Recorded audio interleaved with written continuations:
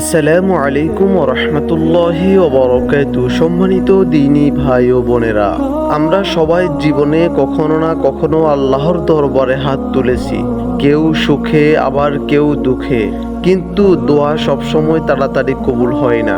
তবে আল্লাহর রাসূল সাল্লাল্লাহু আলাইহি ওয়াসাল্লাম বিশেষ কিছু সময়ের কথা বলেছেন, যেসব সময়ে করা দোয়া খুব দ্রুত কবুল হয়। আজকের আলোচনায় আমরা জানব দোয়া কবুল হওয়ার 4টি গোপন সময় কোরআন এবং হাদিসের আলোকে। প্রথম নম্বরে যে সময়টি থাকছে সেটি হচ্ছে তাহাজ্জুদ বা রাতের শেষ তৃতীয় অংশে।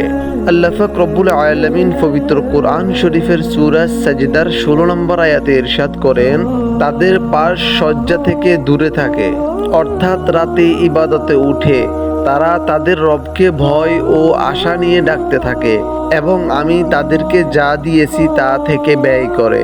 এবং রাসূলুল্লাহ সাল্লাল্লাহু আলাইহি ওয়াসাল্লাম ইরশাদ করেন, আমাদের রব প্রতি রাতের শেষ তৃতীয়াংশে আসমান দুনিয়ায় অবতরণ করেন এবং বলেন, কে আছো আমাকে ডাকছে, আমি তার ডাকে সাড়া দিব, কে আছো আমার কাছে চাইবে, আমি তাকে দান করব।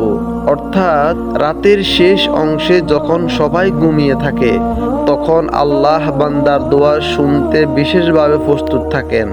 তাই নিজেদের বড় চাওয়া পাওয়া এই সময়ে চাইতে হবে। আল্লাহ পাক রব্বুল আলামিন আমাদেরকে আমল করার তৌফিক দান করুক। দ্বিতীয় নম্বরে যেটি থাকছে সেটি হচ্ছে আজানের পর থেকে ইকামতের আগ পর্যন্ত এই সময়ের দোয়া। আল্লাহ পাক রব্বুল আলামিন পবিত্র কোরআন শরীফের সূরা মাইদার 35 নম্বর আয়াতে ইরশাদ করেন, হে মুমিনগণ, আল্লাহকে ভয় করো এবং তার নৈকট্য অর্জনের উপায় অনুসন্ধান করো। এবং রাসূলুল্লাহ সাল্লাল্লাহু আলাইহি ওয়াসাল্লাম ইরশাদ করেন, আজান ও ইকামতের মাঝের দোয়া প্রত্যাখ্যান করা হয় না। আবু দাউদ শরীফের 521 নম্বর হাদিস। আজান শোনার সাথে সাথে দুনিয়ার কথা ভুলে আল্লাহর দিকে মন ফেরানো উচিত। এই সময় করা দোয়া দ্রুত কবুল হয়, কারণ তখন মসজিদে এবং বাহিরে ফেরেশতারা সাক্ষী থাকেন। তৃতীয় নম্বরে যেটি থাকছে সেটি হচ্ছে জুমার দিনের বিশেষ সময়। আল্লাহ পাক রব্বুল আলামিন পবিত্র কুরআন শরীফের সূরা জুমার 9 নম্বর আয়াতে ইরশাদ করেন, হে মুমিনগণ, জুমার দিনে যখন সালাতের আহ্বান দেওয়া হয় তখন আল্লাহর স্মরণের দিকে ত্বরিত হও। এবং রাসূলুল্লাহ সাল্লাল্লাহু আলাইহি ওয়াসাল্লাম ইরশাদ করেন, জুমার দিনে এমন একটি মুহূর্ত আছে যেখানে কোনো মুসলিম বান্দা দাঁড়িয়ে আল্লাহর কাছে কিছু চাইলে আল্লাহ তাকে তা দান করেন। উলামায়ের মতে এটি আসরের পরে সূর্য অস্তে যাওয়ার সময়। জুমার দিন সপ্তাহের সেরা দিন।